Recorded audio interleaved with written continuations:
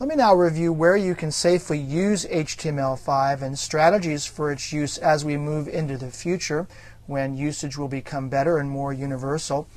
Now, while the entire HTML5 standard is years or more from adoption, at the time of this recording, HTML5 did not enjoy universal browser support. However, there are many powerful features of HTML5 that are available now. I count 5 key next-generation HTML features are already available in the latest browser builds from Firefox, Opera, Safari, and Google Chrome. Microsoft has announced that it will support HTML5, but support is still only partial when this was recorded at the end of 2009. Google Vice President of Engineering Vik Gandatra rates HTML5 support for these 5 HTML features in this chart. Chrome supports Canvas, video, geolocation, app cache, database, and workers. Firefox the same. Safari supports all 5, but the geolocation only in the iPhone applications, and Opera supports the last 3 only in its mobile implementation. But you can see support for these 5 key capabilities is quite widespread amongst these 4 browsers. Safari will probably serve as your best bet as a testing platform to try out the elements that I've covered here, as it supports most of the new elements and APIs.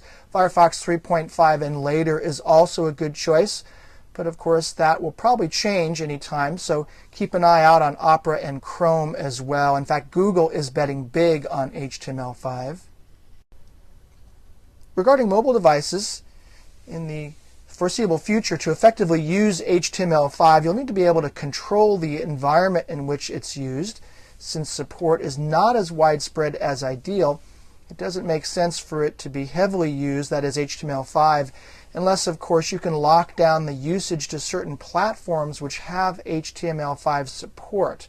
In the future, this situation will no doubt improve, but with WebKit leading the way for HTML5, you can safely focus on devices powered by WebKit. WebKit is an open-source web browser engine used in several browsers. It's also used in preview mode in Adobe Dreamweaver CS4 and later. WebKit is also the name of the Mac OS X system framework version of the engine that's used by Safari, Dashboard, Mail, and many other OS X apps. Many mobile devices at the time of this recording have browsers that are based on the WebKit rendering engine. Because these devices are so young and all use the same rendering engine, the likelihood of them pushing a rapid software upgrade is pretty good. Going forward, the experts are predicting that you'll be able to confidently use many of the HTML features I describe here in most smartphones.